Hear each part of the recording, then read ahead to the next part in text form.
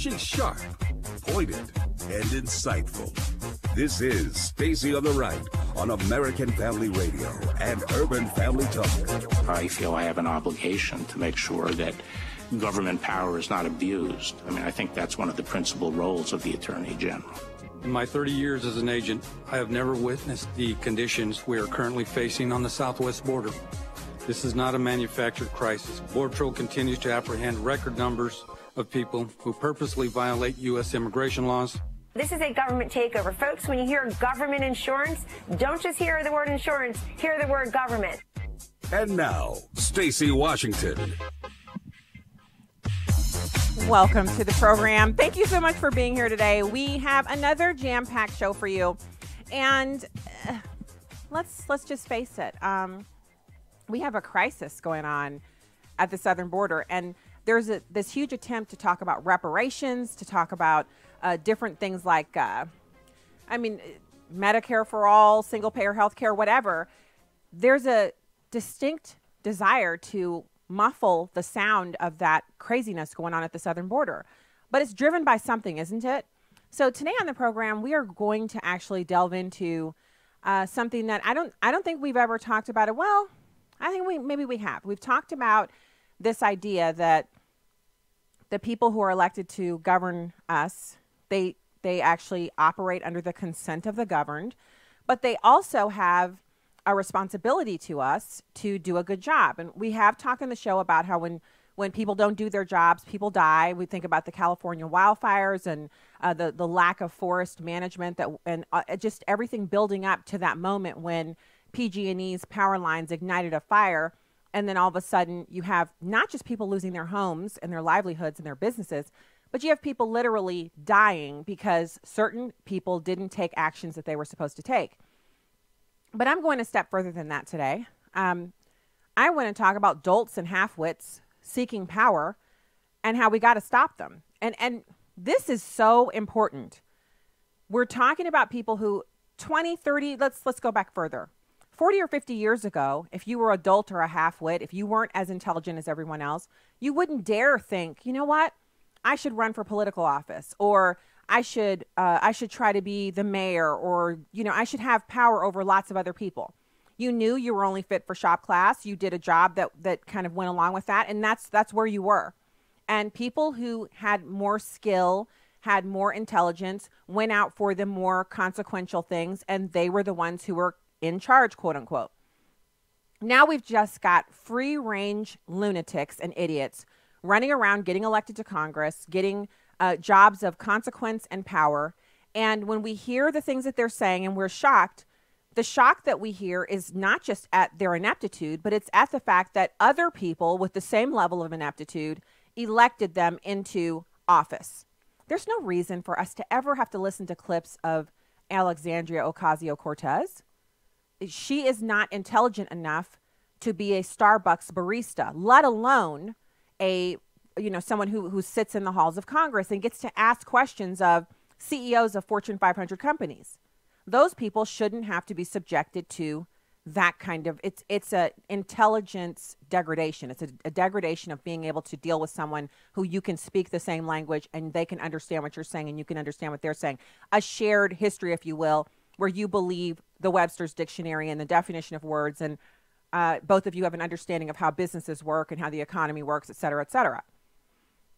And I know we've all encountered people who are, their intelligence levels off the chart, and it's almost like you can't talk to them because they're just operating on some other plane. And that's fantastic for them and not so fantastic for, let's say I'm encountering that person and they're not interested in talking. And you can kind of understand why. They want to talk about physics or something like that. And I just don't have any background in that. So it's just not going to be a profitable conversation. But that's a singular instance of running up against someone whose brain is enormous, like a, super mega computer on steroids. And then what we see running around the halls of Congress right now. And AOC is not the only example of someone who isn't intelligent enough to be there. There's also Maxine Waters.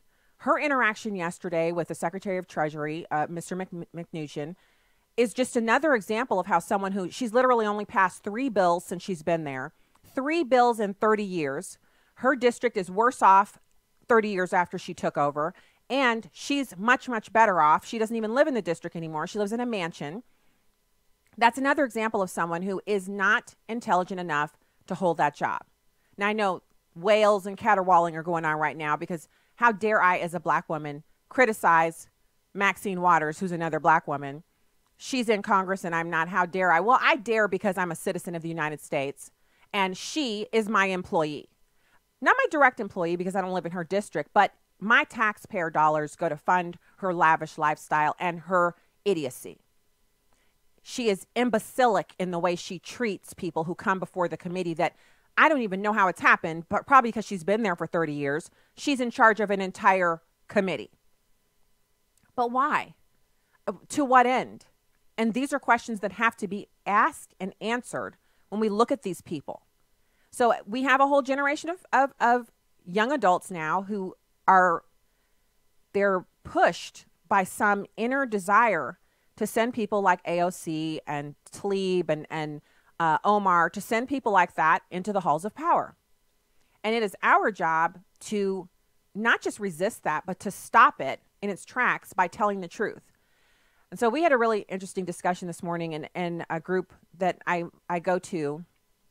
And we were talking about how we can work better, smarter, do more to manage our elected officials, but also to place a high value on being knowledgeable. And really, I know it sounds like discrimination or being mean or people not, you don't want to hear me out. You're not interested in hearing what I have to say. But it's not anything about that. It's about saying that people who've done the research and have the knowledge base should be heard, and people who are just operating on their emotions should be quiet. And in these discussions about policy, you can see what happens when we let people who are emotionally driven control the conversation. The Green New Deal. I mean, how is that even an actual policy proposal? Even Democrats don't want to be attached to it. Yet AOC is still out there talking about it. Look at he's from Hawaii. This gentleman was one of the individuals who was questioning Candace Owens yesterday. And I have to say, Candace Owens, there's some criticism on the right towards her. And she is young and she is finding her way forward, but she's kind of a chosen one in essence, if you get my drift. And she does have an amazing ability to crystallize a moment and speak into it in ways that other people don't have that communication style. And so while some people are saying, she should sit down, she shouldn't be out, I applaud her being where she is, and I hope that she'll continue to educate herself and continue to grow in all areas to match up with her public persona. Because if it's her time and it's her opportunity, by all means. And she took Ted Lieu apart yesterday like a small Lego set, the little 99-cent or $2.99 ones you get at the checkout counter at Walmart. When you've got a small child and you want to keep them busy, you buy them one of those $2.99 sets. It's a tiny Lego set. It has like 20 pieces. She took him apart like that in no time for smearing her in the halls of power, trying to insinuate that she was defending Hitler. Again, how did Ted Lieu ever become a member of Congress? How did someone with that little integrity and that much crazy pants, he's like his mind is like a bag of cats. How did he ever get to be in charge of a congressional district? And so it's these kind of questions that we not only have to ask ourselves, but we have to kind of take a hard introspective look and say, we as a people, Americans, are electing, I want to put this properly. We're on Christian radio here. And I don't mean I'm trying to avoid cursing. I'm trying to avoid mischaracterizing what they're still made in the image of God. They're still people. But these people that we're seeing making all of these wildly lies, horrible assertions about other people, manipulating, trying to change the tone of the conversation, distracting away from real issues, really wasting our time and taxpayer dollars. These empty-headed dolts, these halfwits, they're in power because a lot of Americans, sometimes tens of thousands of Americans, certainly thousands of Americans, chose them over other candidates. They chose to send individuals who are not smart enough to do the job into the halls of power for whatever reason, demographics, that person's the same ethnic background that I am. That person wants to take power away from these people or rob rich people and give to poor people. Whatever the reasoning behind it, in the end, we have half-wits and dolts running around the halls of power. And so this is actually, in my mind, when we elect people, when we put these bad people up over us to lead us, first of all, it's a form of judgment. Our elected officials represent the people, which means they are a representation of us. They're almost like a mirror. So that means there are a ton of dolts and halfwits running around the country, but instead of staying back and not sending horrible people to Congress, they want validation for their stupidity, and they send stupid people to Congress to help make themselves stand up better. Basically, it's a form of validation. There was once a time in this country that we really looked at the credentials of a person, not their demographics, but their credentials. And we said, this person is a great representative. Not only are they qualified, intelligent, they have integrity, they believe in what was our way of life at that time, Christianity. And those were the people who went into the halls of power. And of course, it doesn't matter who we send. People are going to make mistakes. Human beings are going to make mistakes. None of us are perfect. There is no utopia here on earth. We cannot usher that in through electing people. But it's just stunning to me that day after day, we have story after story about these people who they're not, I'm not exaggerating when I say not fit to be a barista at Starbucks. And the reason I'm using that is because being a barista at Starbucks is actually a difficult job. It involves a lot of memorization, and you have to be fast on your feet, and you have to be willing to submit yourself to the kind of training. It's kind of intense, and then continually be on a learning curve because they're constantly changing the types of drinks that they offer there. And they have ultimate customization. Every drink can be completely customized to suit every single customer, which means there's a never-ending number of different combinations of things that can be put together to make a drink, and even some of the food. And so it's actually not a low-skilled job working at Starbucks. It's not. It's definitely food service, but it's not low-skilled. And when you have people in Congress who aren't fit to do a Starbucks barista job, but they're earning 178 large sitting in the halls of Congress asking silly questions of people who they're valuable members of the president's cabinet and they have things to do, that is when we know not only have we elected incorrectly, but we have a problem in our populace with people who don't understand what government is there for, what citizens are here for, what the Constitution mandates, what the Constitution limits, and how all of this is supposed to work together for the good of those who are the citizens, not for the good of the elected officials. Sure, we want them to be housed, fed, have to have a nice life too, but government does not exist to enrich power-seeking, power-hungry individuals who also happen to be half-wits and dolts. Yet that is the situation we're increasingly finding ourselves in. And it is those same people who stand in the way of the president getting his agenda done on the border. And that's not an accident either. It is no secret that what we're seeing down at the border with these people coming in on fancy charter buses that they're not walking, they're riding into Mexico on charter buses, and they're being dumped off at the southern border. That is not accidental. I mean, you tell me, do you have a charter bus laying around at in your garage or somewhere on your property that you're willing to let, a few thousand people travel from wherever you live to the other side of the country or down into Mexico or up to Canada? I don't think so. Charter buses are expensive. The buses are expensive. The food, medical care, clothing that these people are wearing, it's all expensive, which means we're watching a coordinated assault on the southern border. And because we've elected half-wits and dolts, we can't do anything about it. So I'm not trying to discourage you. I believe something's going to happen. I believe that because I'm praying about it. I know you are. I believe we're going to see a resolution there, but there is no reason why we as Americans, tax-paying Americans, should be putting up with what we're seeing in Congress right now. It's time to wise up and stop sending incompetence into Congress. It's time to send people who actually understand what the job is and can get it done. And that's not me being mean. That's just real talk. That's the truth. We'll be back with Angela Morabito right after this. You're listening to Share-a-thon 2018 here on Urban Family Talk. Urban Family Talk has always been a blessing. I like the fact that they're biblical and they're showing that is the foundation. With prayer is how we're going to make it. I just encourage them to keep doing the same thing. They're making a tremendous impact.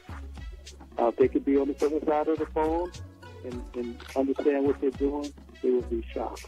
They're doing a fantastic job. God bless them. God bless AFA and AFR. Keep doing the same thing. Have a blessed day. God is using Urban Family Talk to inform and empower black families to grow into mature disciples by wisely applying biblical truth to our issues and interests. Please partner with us for our 3-day Share-a-thon beginning Tuesday, October 16th, here on listener-supported Urban Family Talk. Hi, I'm Crawford Loritz with a Legacy Moment. Some years ago, I read an article about a professional baseball team that was loaded with superstars. I mean, they had talent galore on that team, but their egos exceeded their talent. The bickering and infighting spilled out of the clubhouse into the media.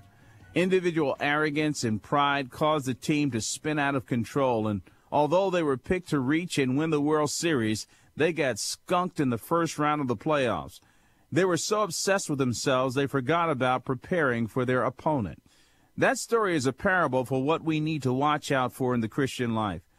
We can be destroyed from within as well as from without. It's not just the devil that goes about seeking to destroy us.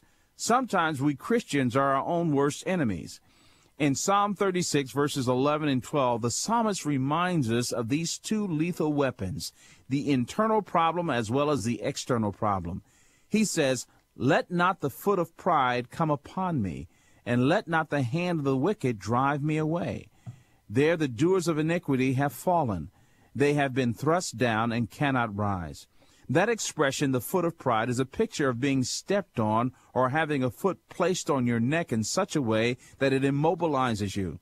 Pride always puts a stop to our advancement. It's the first of the two lethal weapons listed here. The second deadly force to watch for is the wicked. Verse 11 says, "And let not the hand of the wicked drive me away." Here's what I want you to remember today.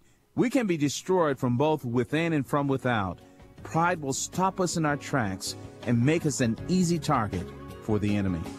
More information about the ministry of Crawford Loritz can be found online at livingalegacy.org. Join Crawford tomorrow for another Legacy Moment. Welcome back to Stacy on the Right on American Family Radio and Urban Family Talk. Hey, welcome back to the program. I am so pleased to welcome our next guest to the show, Angela Morabito. She joins us occasionally, which we love it when she stops by the show. Angela is a contributor to the Washington Examiner. She's also a political consultant. Angela, thank you so much for joining us today. Hi, Stacy. Thanks so much for having me back on the show. You know, I love when we have our chats, to quote the cartoon villain. I love it when we have our little chats. There's so much to discuss, but you actually have something that's really timely because it's tax season. You've been doing some research on the process of filing taxes and how tax prep companies have successfully lobbied to keep the process complicated. Now, this is of a particular interest to me because I feel like we have to have someone do it for us, a CPA. We can't do it ourselves. And I think a lot of Americans feel that way. What is behind all of this? Sure. So this is a really interesting topic. A lot of people don't realize that when you sit down to fill out your taxes, whether that's online, through software program, or whether you're writing it out by hand, all that information that you tell the government is stuff that it already knows. Your employer has already reported your earnings, your adjusted gross income, any federal and state taxes that have been withheld.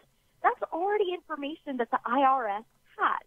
And yet it takes the average person about 8 hours to file their taxes every year. And it also costs a lot of money to use these software programs when it is so easy, it would be so easy, to just receive a tax form that's already filled out, go through it, check, make sure everything is accurate, fix anything that is not correct, and then send it in. And that's the system that most industrialized countries use. The United States does not use that, and it's because tax prep companies like Intuit, who makes TurboTax, and H&R Block, and a bunch of their competitors have lobbied specifically to make sure that our taxes stay difficult enough that we will pay them to do them for us. Okay, so let's work through this one by one, because I tend to get a little enraged this time of year. I'm not going to lie. I think it's ridiculous that I have to pay so much tax. And I think it's kind of ridiculous when I look at the fraud, the number of illegal aliens who claim 20 dependents, and most of them are in Mexico, and they get all this earned income tax credit back. And the fact that foreigners use this time of year to steal people's identities and get tax refunds back. So there's a whole lot that really ticks me off. But I can tell you I have fresh anger now when you tell me that other countries send their citizens a pre-filled out form where they just make changes and then add in anything that's missing, and that's their tax filing system. And we're an advanced nation. We have an amazing amount of technological ability, and that's just to maintain the ability for us to pay TurboTax or somebody? Right. So there's this group called the Free File Alliance. The name sounds like a great thing. It actually is very counterintuitive. And this Free File Alliance is a group of 12 tax prep companies that got together and they partnered with the IRS back in 2002. And they said, we pledge to provide free tax filing software for 70% of the country. 70% of taxpayers will be eligible to file their taxes with our services at no cost in exchange for the IRS not competing with them. So this sounds like a great thing. In theory, you should be able to go to H&R Block, TurboTax, freefiles.com, all these different websites. 70% of us should be able to file for free. But what these companies did was they hid the free filing opportunity so well in their websites that no one can find it. Over the past 16 years, only about 3% of people who are eligible to file for free have been able to do so.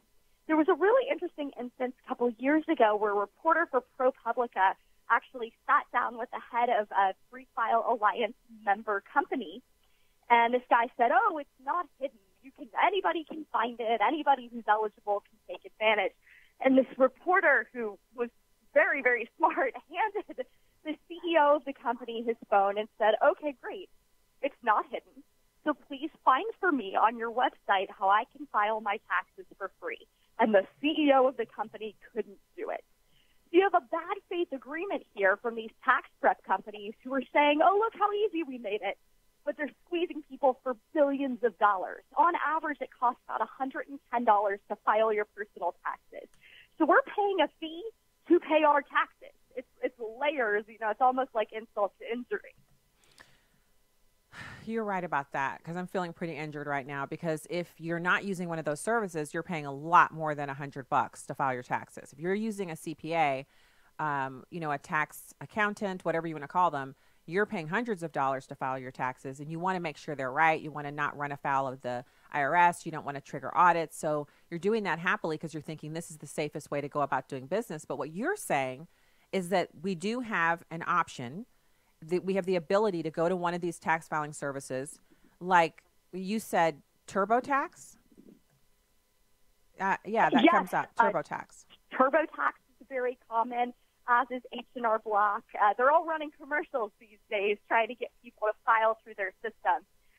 But they have managed to hide the free file option so well. So where is it? Like it doesn't exist. Yeah, I'm on here now. It says it has a lot of different things. Products and pricing, tools and tips, after you file, help, security, tax reform.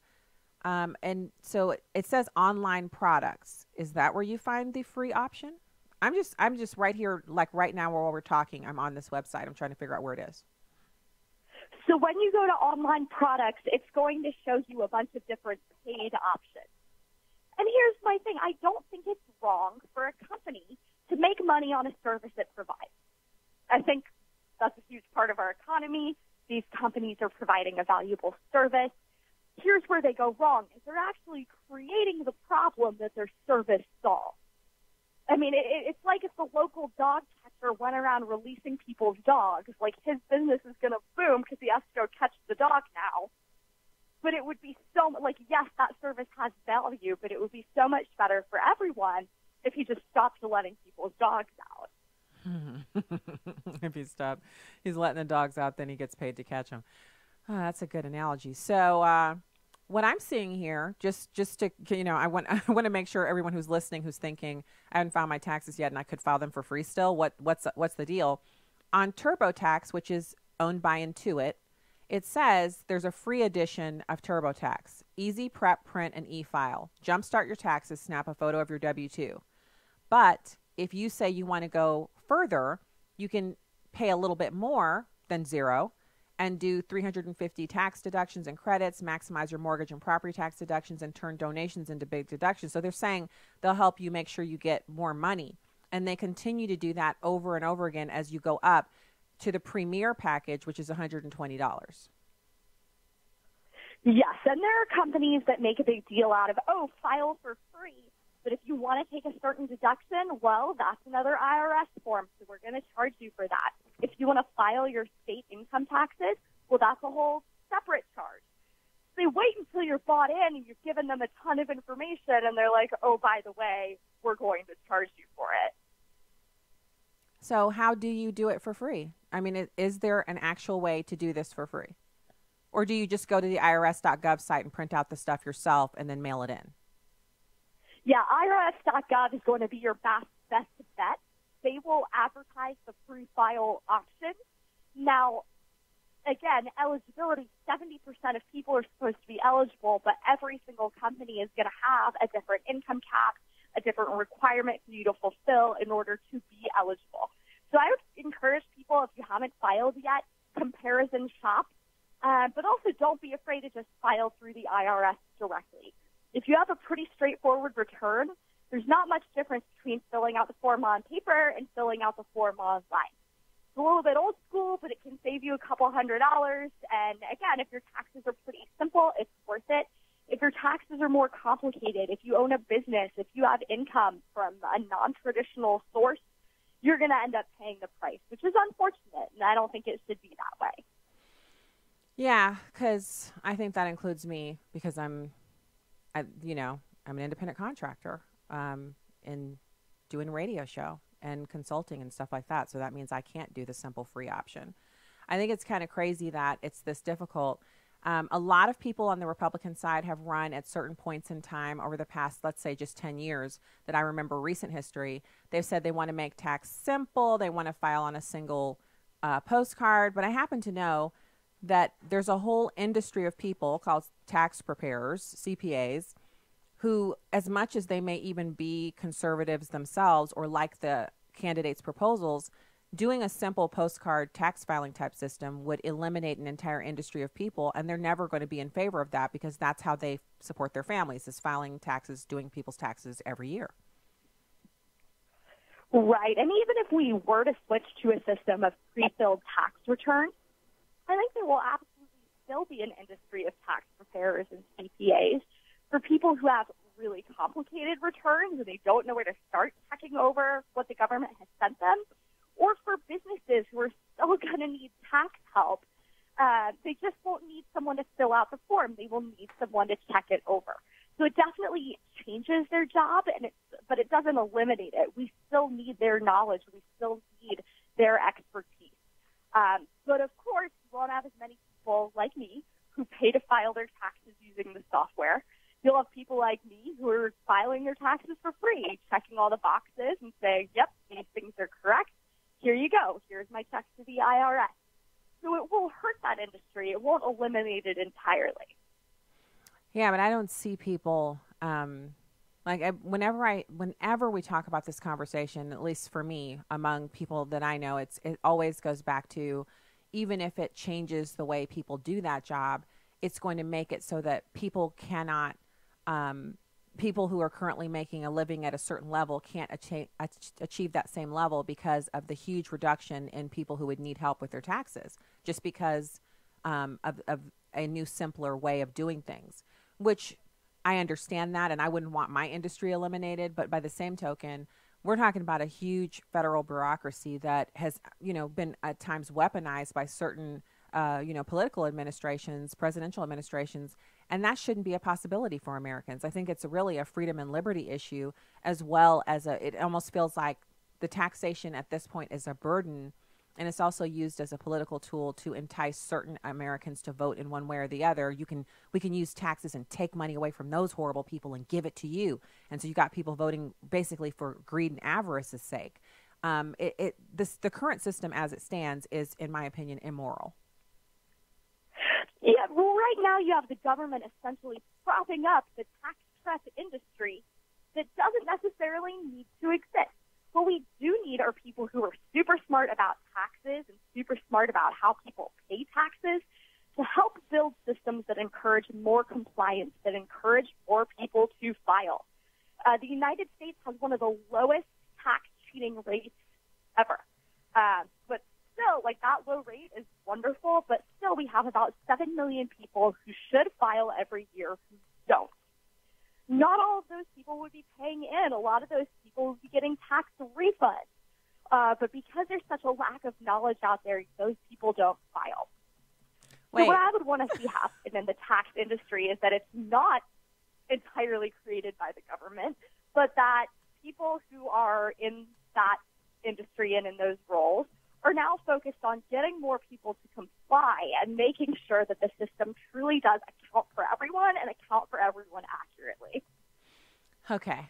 So you're saying about 7 million people who would be getting refunds don't file? Because I'm just trying to figure out how you don't file and you get away with it. That's not something that I'm even familiar with, people not filing and getting away with it. Yeah, it's amazing. It does happen. I don't see instances, at least I'm not aware of any instances where it's been a huge crime thing. It's usually someone who doesn't realize that they need to file or is afraid to file because they think they can't pay. There's so much misinformation about the tax system. And, a lot of times the conversation on taxes is focused around the people who pay the most. It's focused around the top 10% of income earners. That's all well and good, but most of those people are already paying and already paying accurately. We need to look at the bottom where people are confused about the tax system, intimidated by the tax system, and otherwise being left out and unaccounted for. All right. So what else do people need to know? And I guess I think when I look ahead, for the next time we have a political season where people are voting, there's got to be some questions you can ask a person who's asking for your vote about where they stand on taxes if they're going to Congress. What would you recommend that people who want to see a better system coming in, what would you recommend they ask of potential candidates and things like that? That is a great question. The number one thing that people can ask their candidates and elected officials is, will you continue the Free File Alliance? I want you to discontinue the Free File Alliance. The Free File Alliance is considered a public-private partnership. The IRS brags about it. The companies brag about it. And all of us who are taxpayers get kind of left out and mistreated by it. It squeezes us for money. That's totally not necessary. So you've got to ask people where they stand on the Free File Alliance. Make sure they want to get rid of it or at least give it some serious reform. Perfect. You know what? This is why we love having you on, Angela Morabito. Thank you for joining us today. Contributor to the Washington Examiner and a political consultant. Where can people find you online? Find me on Twitter at Angela L. Morabito or find me at polishedpolitics.com. And thank you for having me on the show. I really appreciate it. Hey, let's talk again soon. And thanks for all of this fantastic information. Thank you. You're welcome. I love it when she comes on. She's so just perfectly succinct, great radio. We also have coming up next, we have a jam-packed first hour. We have Steve Cleary. He's the producer of the Pilgrims Progress movie. He's going to be live from Studio H down at our home syndication network area. And he's going to be chatting with us about this fantastic new movie option for families. Stay right there. We'll be back with him right after this.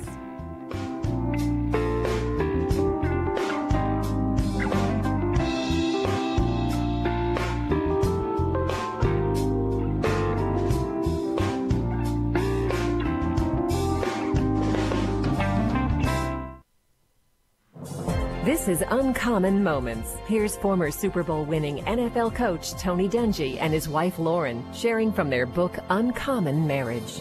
When you're in professional sports, people tend to see only your on-field life. They think you're immune to the normal trials that everyone goes through, but that is far from the truth. Within one several-month period, our family had to deal with losing my dad and dealing with Lauren's major health problem.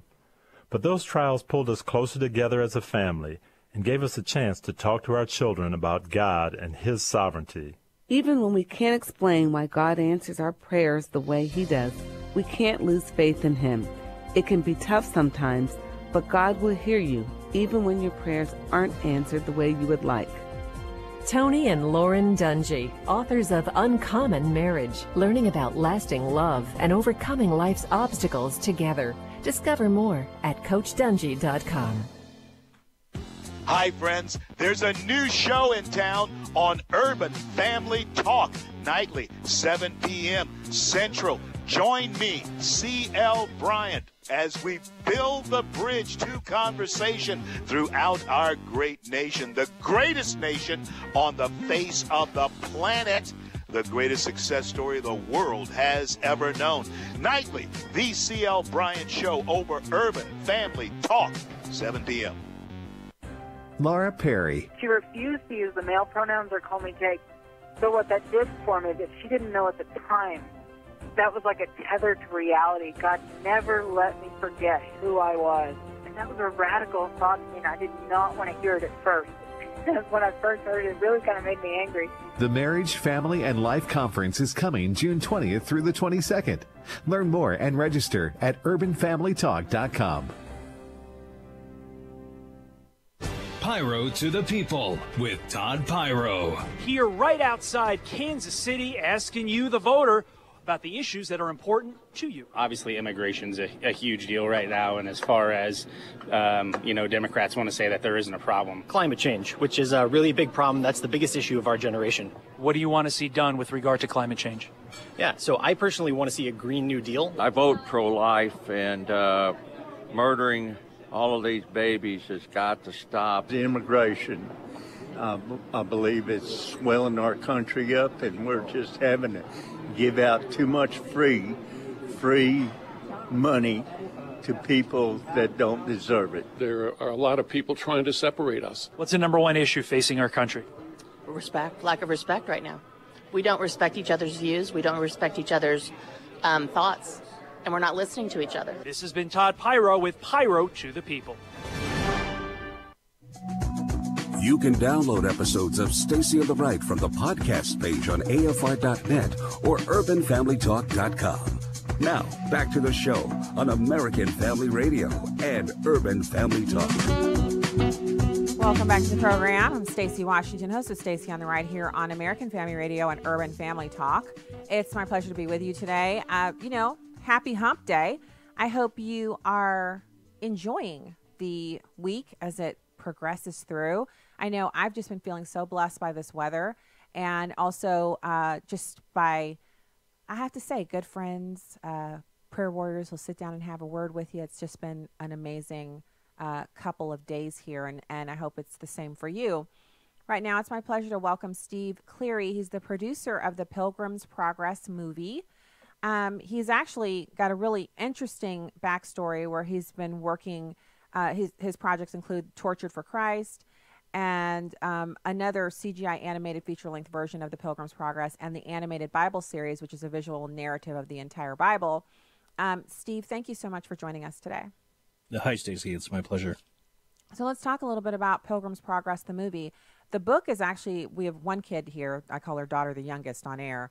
She's read the Pilgrim's Progress like 1 million times, the actual book. We have 3 copies of it here at our house. And whenever she needs, I guess it's just like a mind-clearing exercise for her, I'll catch her reading it. I'm like, what are you doing?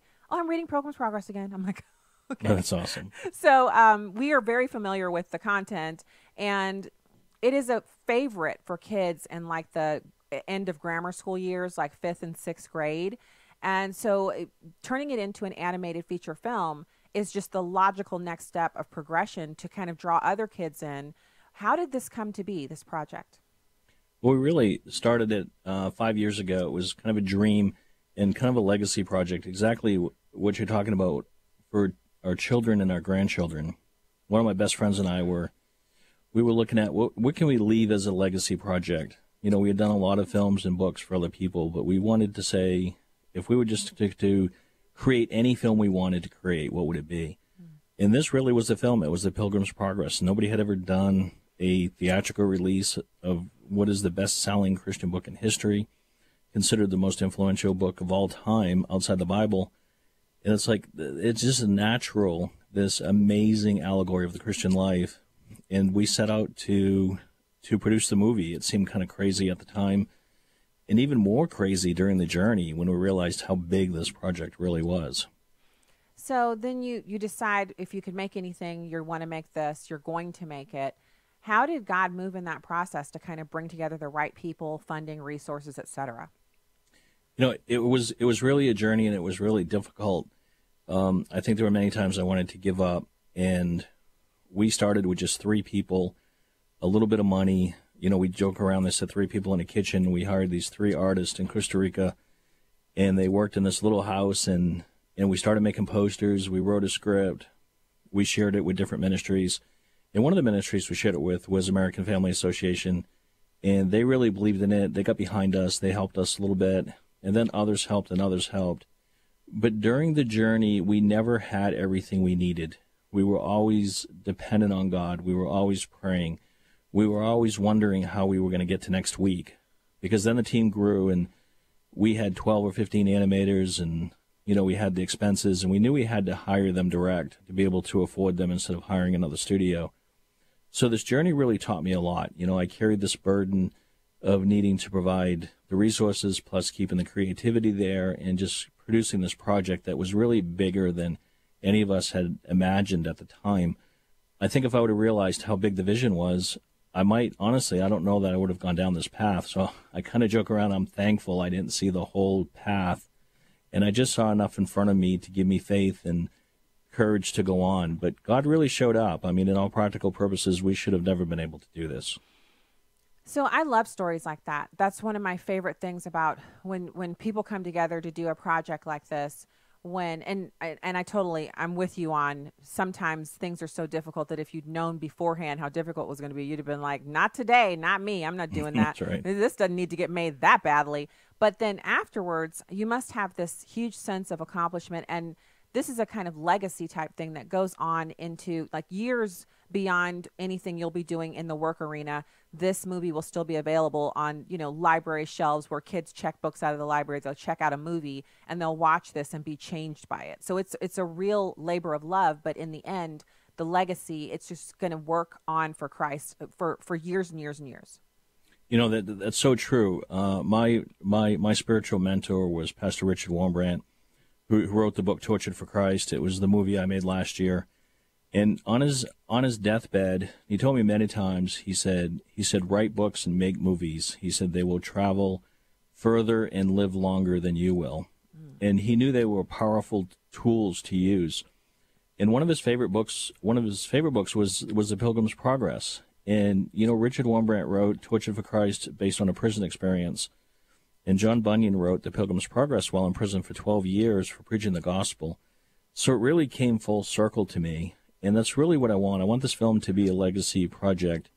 And we offer it free to every mission opportunity. And we really have a heart to get it out, to let people use it, to really follow in the footsteps of the Jesus film. We're already in production in 10 languages, and we're already international at the exact same weekend. We're in U.S. theaters. So what would you say to parents who are considering taking their kids to go see this or just hearing about this for the first time? What is the most appropriate age for moviegoers, or is this a whole family film?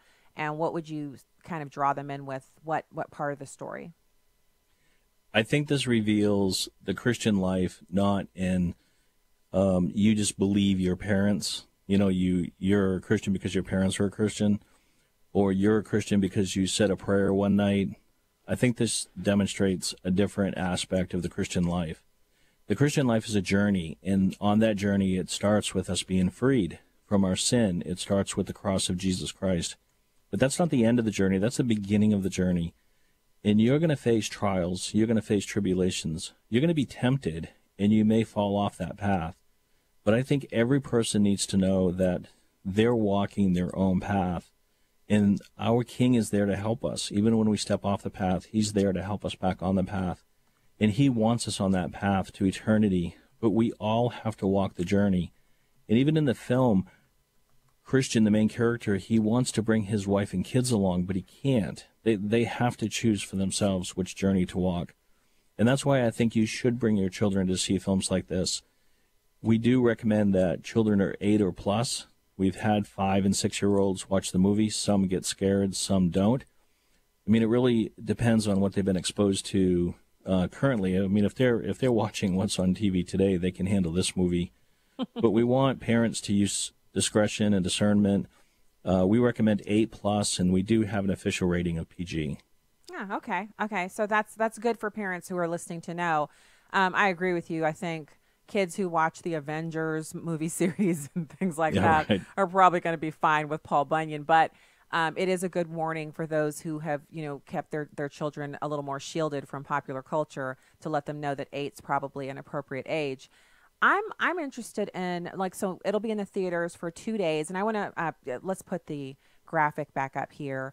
And if you're just tuning into the show, welcome home to American Family Radio. We're chatting with Steve Cleary. He's the producer for The Pilgrim's Progress.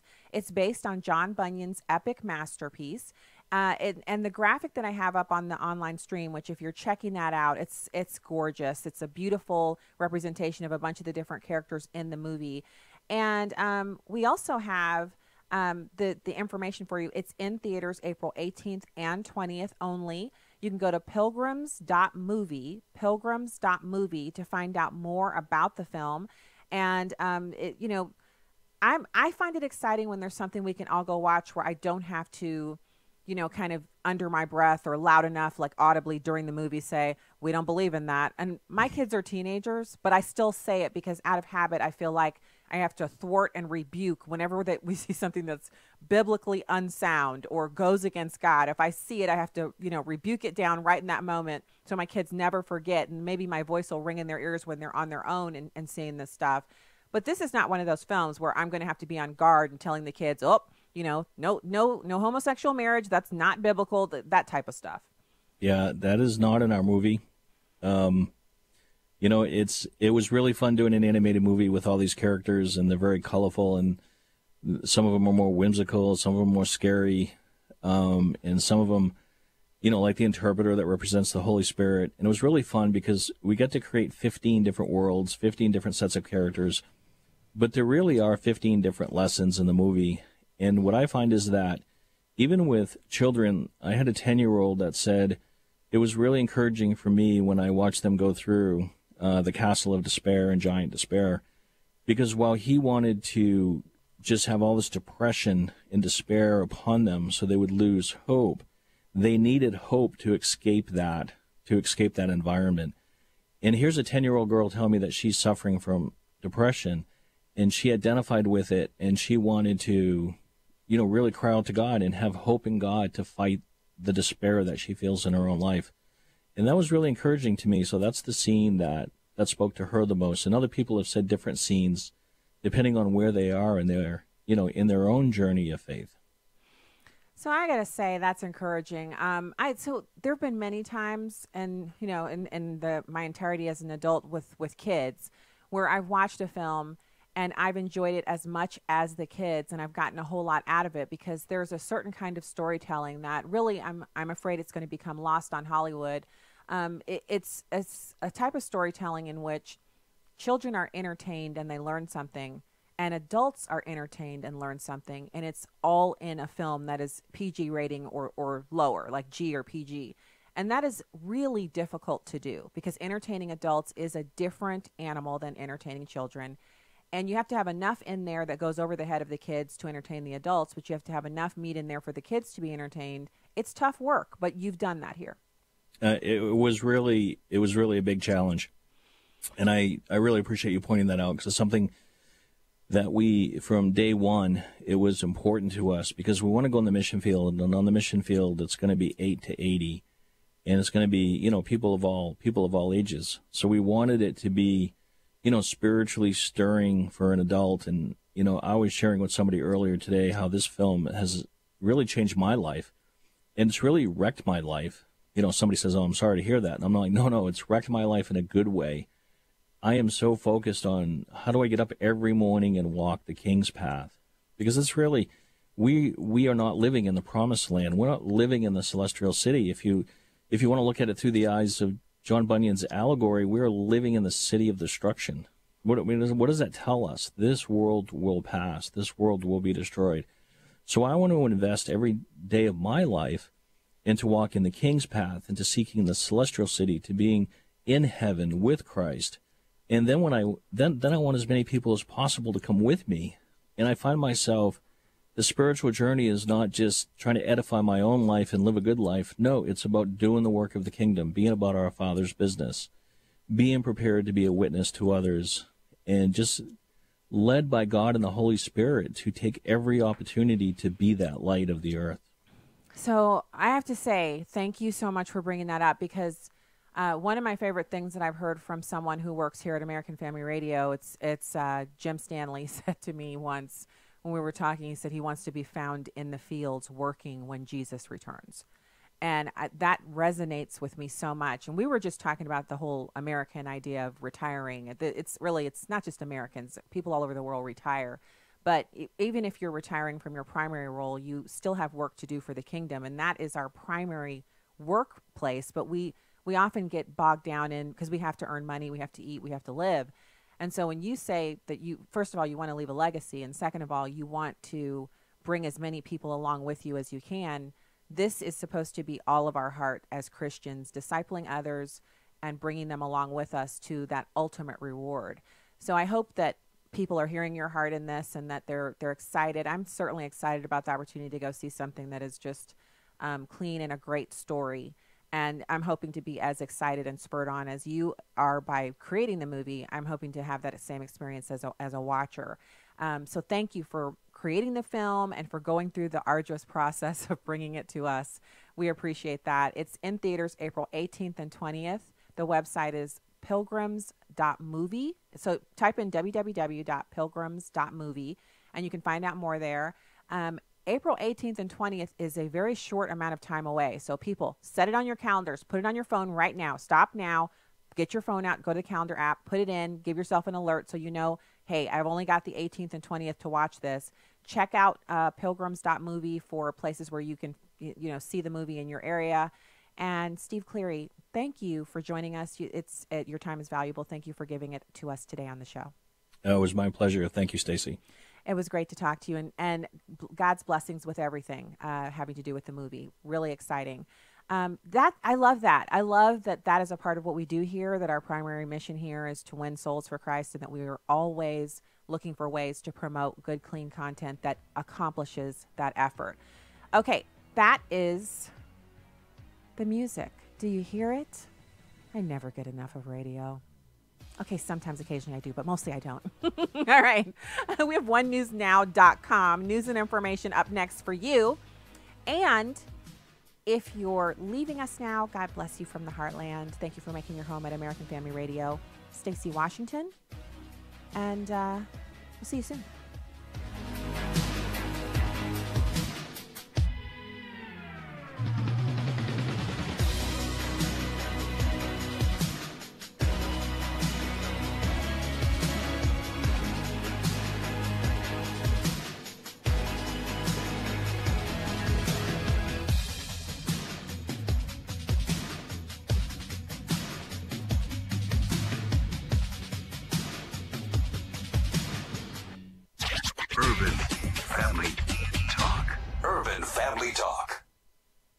AFA Action Alerts. When you subscribe, we'll notify you once or twice a week about a critical issue facing our country.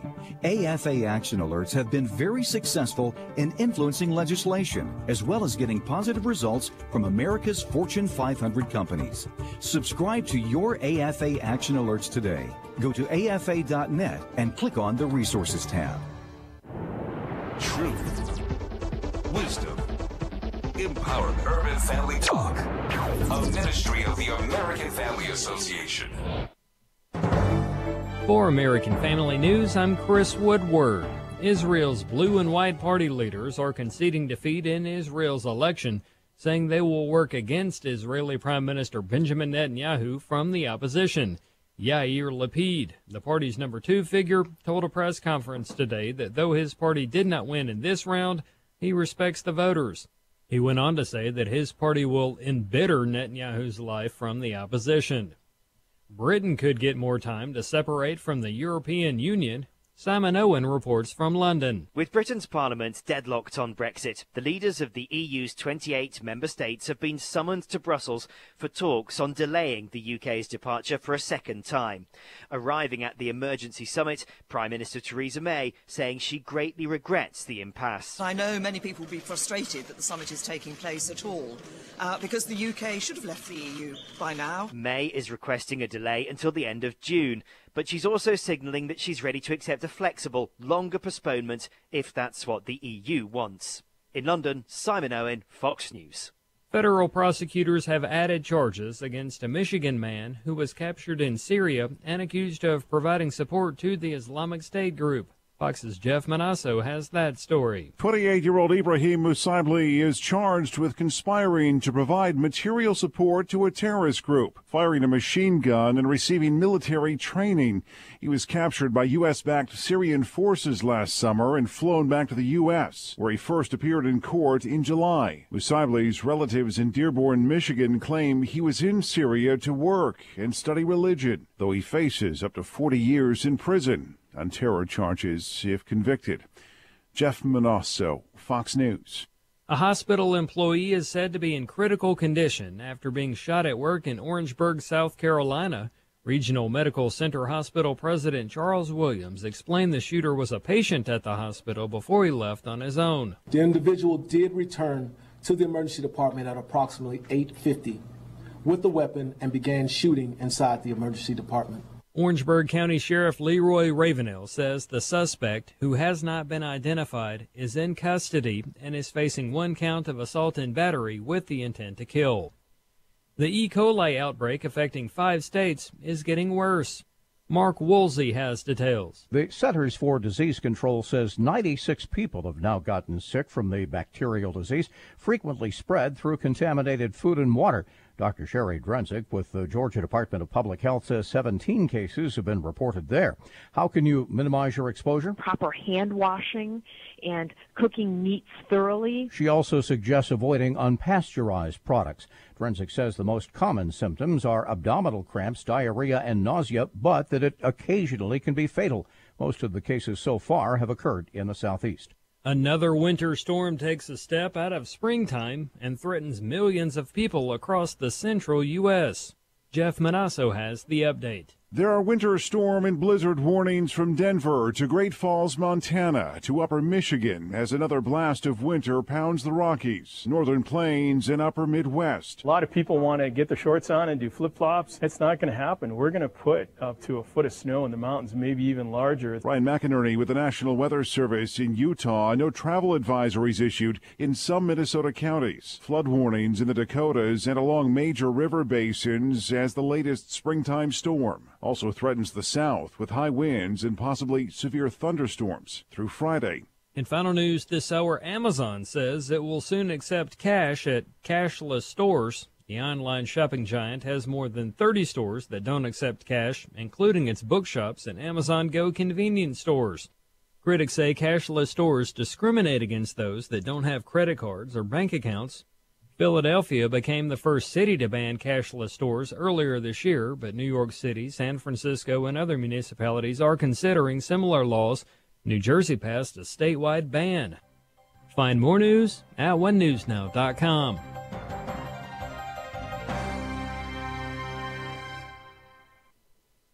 Navigating through life can be like piloting a ship. Equipped with Chris Brooks is navigating through the culture with the lens of a biblical worldview. So I know what it's like to go through seasons of change, but I also know what it's like, and I can say to you, God is faithful. Sometimes God has to allow discomfort to come to push us out so that we can embrace the new thing that God wants to do. Equipped with Chris Brooks, weekdays at noon Central on Urban Family Talk.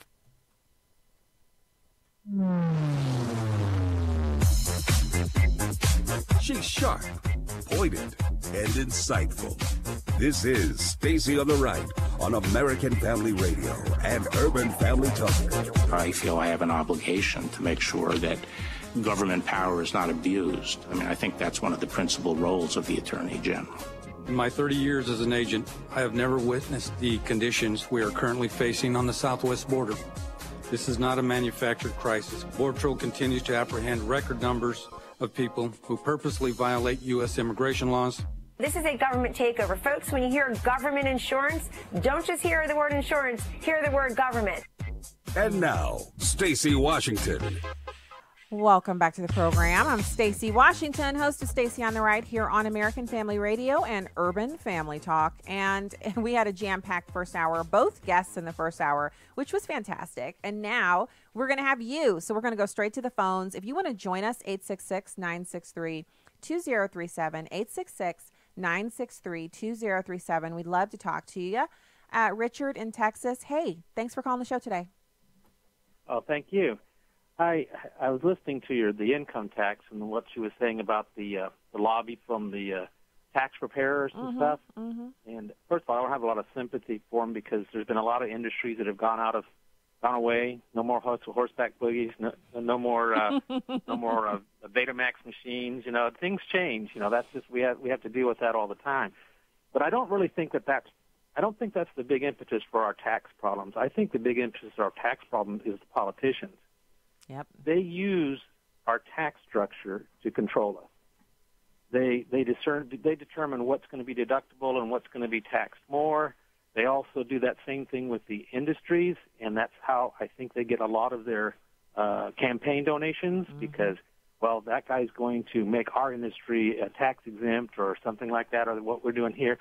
We're going to give him a lot of money to be elected. So it's all part of their manipulation by using the tax structure as we have it now. If it was simplified, everybody paid a certain amount, a flat rate, they wouldn't be able to do anything. Yeah, you know what they'd end up doing? They'd find something else to try to control us with, but they wouldn't be able to do it with taxation. And you know what else I think would end up happening? Aside from the economic boom, which is built into that cake, if you have less of a tax structure and less of people kind of making their decisions based on what would generate more taxable income, there's also the issue of it's like the dishonest portions of the government tend to thrive in this area. We saw things with the Obama administration using IRS tax exemptions to shut down political movements like the Tea Party. I mean, there's a lot of really bad behavior that's connected to this whole scheme. Yeah, they don't want to get rid of it for that reason. We're in Texas. We don't have an income tax. We have a state sales tax. That is the most fair way to tax. No one gets away from it unless they buy food or medicine. Everyone pays their fair share of taxes, and there's no cheating on it. I mean, you have to watch the businesses in case a business cheats, but that's pretty easy to find them. But other than that, it's a real simple process. April 15th doesn't mean anything to us here in Texas except for the federal. Okay, so can we talk about that just for a second? Because I feel like Sure. you're my first guest of hour two. So, Richard, you live in Texas. Now, I was born in Texas, so I'm still honorarily, I'm a Texan. I at heart, cowgirl boots. Thank you. I was born there. I'm a Texan. But you also have a little something. It's like an outsized amount of people move from high tax areas to your state because you don't have an income tax. So you have a booming real estate market, and you have a lot of growth there that comes from people coming in seeking to lower their tax burden. Right.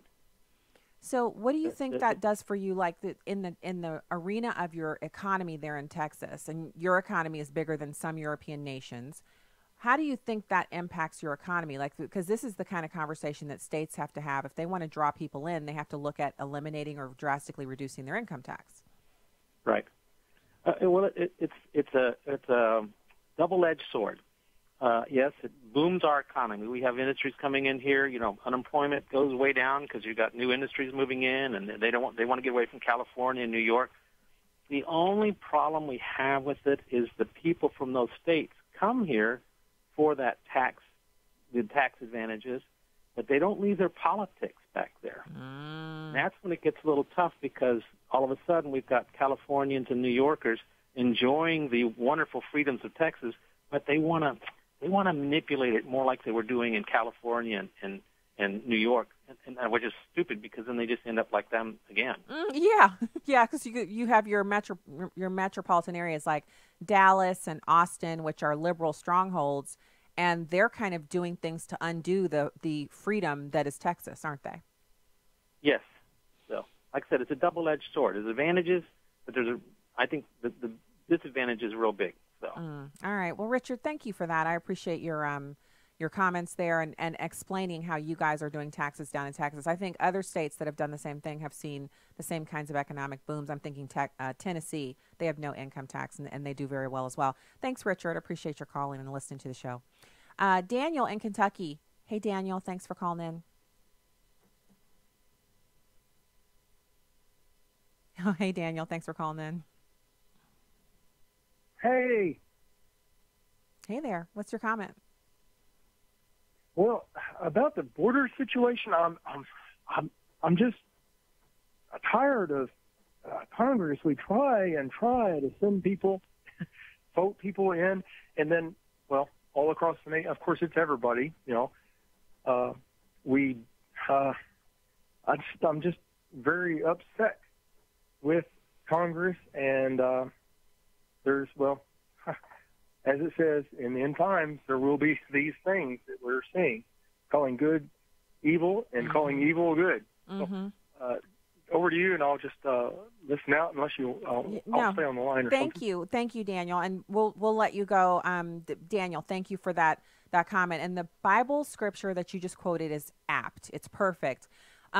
We do see people calling evil good, namely infanticide, open borders, and really ignoring the cries and plight of Americans who are desperate for the kind of help that we're currently doling out to illegal aliens, like our veterans who are homeless.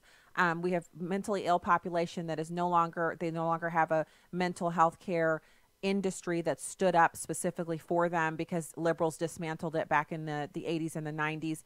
And we're literally saying to citizens, American citizens, some of them have left their limbs over in the desert. They've left their body parts in the desert, and some of them left their sanity there. They have PTSD and they have all kinds of issues. And we're saying, you know what, just head over to the VA and, take your chances there. Roll your dice over there. Meanwhile, illegal aliens come on in, get some free schooling, free, welfare, free health care. Go ahead and drop a couple of anchor babies and let's take care of you. And that is really, to me, the Bible says you're worse than an infidel if you don't take care of your own family. And these are people they've not only served our country, but they're back here, and we owe it to them to do whatever we can to help their situation. And I don't mean we should take care of every single person who's a veteran, lock, stock, and barrel, and they should never have to work. But if someone has PTSD from doing multiple tours in Iraq or Afghanistan, we certainly should be doing more for them than we should for an illegal alien. And for those who say we should do both, but in what order? Since you think we can do everything at once, and we can't. In what order? Who takes precedence in your mind? If you say an illegal alien, you're done. I'm done talking to you. I don't have anything else to say to you because you're one of those half-wits, dolts, and nincompoops I was talking about in the first hour. I don't have time to communicate with that kind of, low-grade mental activity. Sorry, I just don't. So this is an issue for us, and we have got to do better about who we send to Washington, D.C., and how we manage those people. Namely, I mentioned this before, but I want to keep this realm of conversation, within our primary thought process, which is we must write letters to Congress. We must write letters to our elected officials, whether they're mayors or whoever. We have to make sure that we can get them either to respond to us, or we know if they don't respond that we won't be voting for them next time. And my new thing is, because what I used to do is if I had an elected official, that was unresponsive to me, I would post it on Facebook, and you should see how fast they get back with you. If you post something on Facebook and you have a pretty decent amount of people on Facebook, they'll see it. Someone in their office will say, this person's talking about you on Facebook and you haven't called them back, and they'll call you right back. What that tells me is the only way I can be responded to as a constituent is if I have 10,000 people on my personal Facebook page. Well, I do. But what about people who don't have that many? What if you're a light Facebook user and you have 400 people on Facebook? That means you can't get an answer back from your elected official. So instead of outing them and getting a response, I'm just waiting. I'm currently in this situation where I reached out to my elected official here locally in Missouri, and he has not responded. And so instead of outing him on Facebook and giving him an opportunity to treat me special because I have 10,000 people on Facebook, I'm not doing anything. He doesn't have to answer my questions. He doesn't have to respond to me, and I don't have to vote for him. And when he's up for re-election, I can easily just say then that he's non-responsive on Facebook to 10,000 local people here in this area. And then I will say, I'm planning on voting for his opponent, or I'm writing in someone else's name, Daffy Duck, Mickey Mouse, or some person who would actually really do a good job at it. A bunch of us can just write that person's name in. Maybe enough of us will write in the name of someone who really could do a good job, that person would step in and do it, and the other person who can't be bothered to answer a phone call would be out of a job. Because these people, I have a friend who he told me once, years ago, we were talking about politics, and he was serving in the state Senate here in Missouri, and he said, you know, on my tombstone, it's not going to say state senator, you know, as the most lofty thing that I did. I hope it says husband, father, you know, Christian husband, father, and he actually has a day job, but he served in the Missouri Senate for a while. And he said, but for a lot of these people that I serve with, that is it. The pinnacle of their life is serving in the Missouri State Senate. And he says, if you keep that perspective, it helps you to understand their actions. It helps you to understand why they're so puffed up and they feel like they have so much power because they're serving in the state Senate. And you do have power there. And there's a lot of opportunities to make money and enrich yourself and to really change the direction of legislative actions, et cetera, et cetera.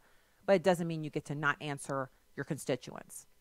When someone reaches out to their elected official, they deserve a response. And in order for us to help these people understand that, we have to teach them. And if we're not willing to teach them how to behave, then we can expect them to behave as they have been behaving, and for more dolts, idiots, and halfwits to be elected, which is what we've been seeing. So we have just enough time here to listen to Thomas Sowell talking about inequality, and this is brilliant, but everything he says is brilliant. It's just kind of amazing how much brilliance emanates out of this man. It's number 3. Hey, I want more money for myself, but that doesn't mean that someone else has an obligation to pay it. If you're paying people for their work, instead of just paying them for what they think they need, then clearly these people wouldn't be working for Walmart if someone else thought their work was worth more than Walmart is paying. They really are for helping. They're for helping people who are disadvantaged, as they put it. Mm-hmm. Whereas I think conservatives want to stop people from being disadvantaged. You know, the liberals want to help the poor while they're poor, but really the biggest benefit is to stop them from being poor, and that they have very little interest in.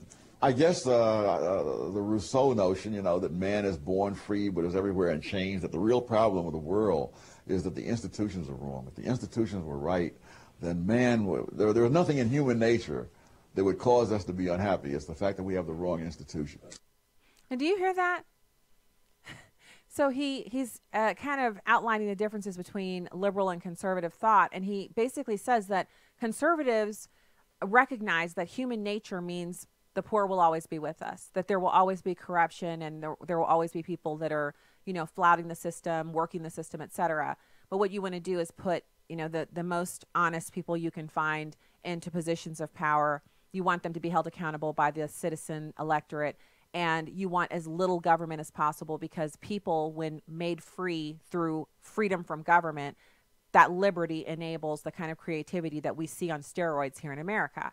It is a function that the bigger the government is, the more it encroaches on that creative spirit that drives entrepreneurship and philanthropy and just overall good works. And liberals think that if we could just get government right, if we could just fix that socialism, just implement it correctly, we could get it. If we could just do communism in a way that didn't kill people, we could just figure this thing out. Just one more chance. Just give me one more chance. That's Bernie Sanders. Just let me do Bernie Sanders socialism, which would eventually become communism. And I promise you, Everyone would write a book and we'd all be millionaires and we'd also all be communists. Let me do it. And they're wrong because they'd never take into consideration human nature, which is flawed and depraved and in need of a savior. I mean, I don't know what else can we say? All right, when we get back, we'll have more calls and more Stacy on the Right. Stay there.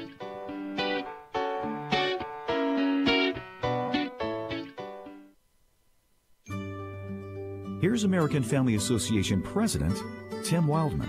Lynn Ingram and Jim Duncan, two Texans, support and believe in our ministry here at AFA and AFR. We know more about the laundry business than anything else. We know a little bit about a lot of things, but we know a lot about the laundry and dry cleaning business. They created a laundry detergent to sell to folks to support AFA. We just want to be able to provide a product that can be used by AFA to support the ministry. When you wash your family's clothes with Redeem Clean laundry detergent, you can take great satisfaction in knowing that you're supporting the vital work of the American Family Association. It's a unique way to increase your giving to AFA. For clean laundry and support of a cleaner society, it's Redeem Clean. Learn more about the Redeem Clean products when you visit redeemclean.afastore.net. This is Viewpoints with Kirby Anderson. Nearly half of American adults report sometimes or always feeling lonely. That same study by Cigna also found that nearly the same percentage reported feelings of being left out. That is why they say loneliness is at epidemic levels. 25 years ago, I wrote a book, Signs of Warning, Signs of Hope, making a number of predictions for the future. Chapter 8 set forth the case for a coming crisis of loneliness. Years later, Philip Slater wrote about the pursuit of loneliness. The U.S. Census Bureau documented the increasing number of adults living alone. Dan Keeley talked about living together loneliness in one of his books. And Roberta Hestonese coined the term crowded loneliness. This trend was there for anyone to see if they began reading some of the sociological literature. Of course, lots of people have written about the crisis of loneliness since then. Robert Putnam wrote about it in his famous book, Bowling Alone.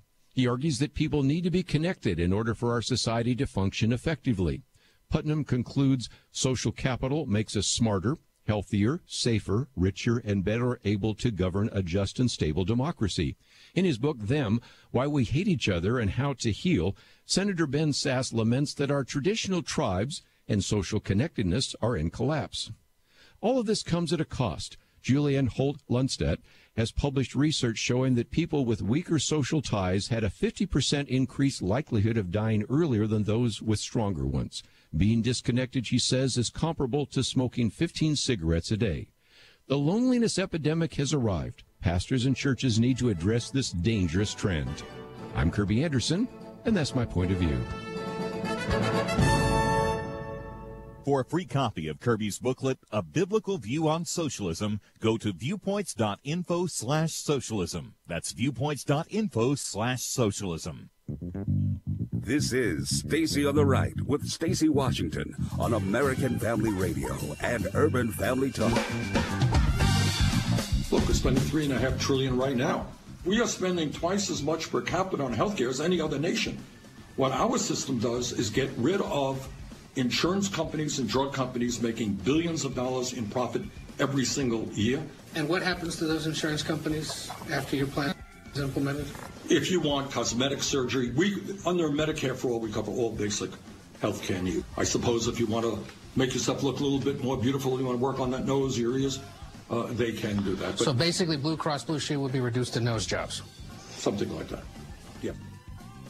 And why does Bernie Sanders keep talking about this when 177 million Americans have made a conscious decision to contract with their employer for health insurance? Because he's got to get some people used to this idea. Look at the success he's had in dragging the Democrats to the left by presenting himself as a so-called democratic socialist and peddling these kind of unsuccessful, crazy European-type social policies. Honestly, I don't know anybody who has health insurance who's been sick at all. If you've ever been sick, I mean, admitted to the hospital, had a surgery, had a negative diagnosis, had some kind of a condition that you're going to physical therapy for. I don't know anybody who's had any of that going on who would say, you know what I really wish for? I just really wish that the federal government was in charge of my health insurance. Oh my goodness. No, you don't. You're so glad you have insurance. Now, are your copays what you want? I don't know. Is your deductible what you want? Look, let's be real here. We all know that if we could have something that was free, that was still good, all of us would jump on it with both feet. But there is no free and still good. And actually, there's no free because someone's still got to pay for it. American taxpayers will fund Medicare for all, but when they're done doling out the cash and that huge deficit remains, health insurers will start to make hard choices. And that's when, because right now, you get sick. Let's use here in St. Louis, for example, because we have a lot of really good health providers here. These healthcare systems like Barnes Jewish Hospital, Mercy Hospital, Missouri Baptist Hospital System, Washington University has their School of Medicine, and Washington University physicians actually are a part of Barnes Jewish Hospital. It's just an amazing, not just research, but the actual care that you get here. And so, of course, there are mistakes, and of course, there are things that go wrong. But on the whole, if you show up sick to the doctor in the morning, like on tomorrow morning on Thursday, and your doctor says, I can't tell what's going on in your stomach, you need a CT. You need a CT scan.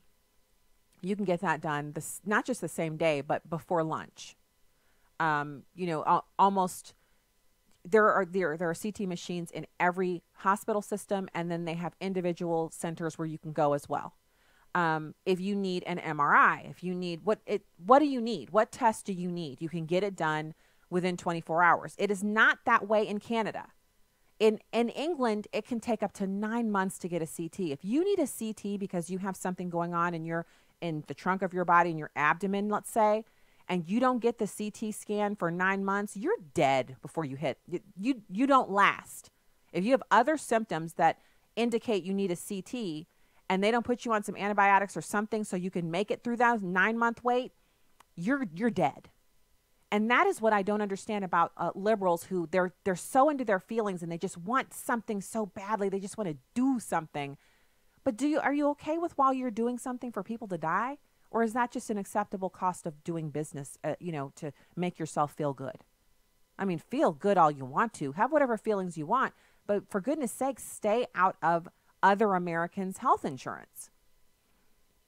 The idea behind creating legislation to improve our health insurance situation in America or to improve health care should be that you provide something that's better than what's already here.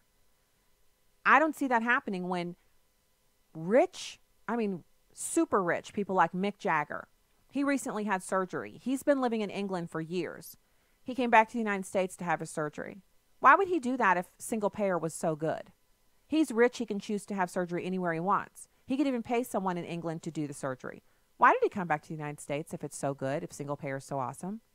But I can't find any liberals to answer that for me. I can't find a one. Like, where are y'all? Where are you at? All right, so let's pivot into a discussion about the Department of Justice reviewing the conduct of the FBI's 2016 Russia probe. This is real. Apparently, it's going to happen. I've been very skeptical, by the way. So here's William Barr talking about that yesterday in his testimony. Oh, he was just so, I didn't get to watch much because I was so busy yesterday and today.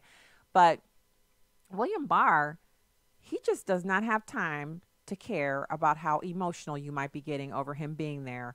You can rant, you can rave, and he's just going to be even keeled. He does not, he doesn't bounce, he doesn't sway. He's just like, okay, you look upset, but here's my answer. No, I'm not lifting my voice up. I'm not getting excited. You seem miffed, but I'm still good over here. Barr, good over here. Here's number one. The Office of the Inspector General has a pending investigation of the FISA process in the Russian investigation, and I expect that will be complete probably in May or June, I am told.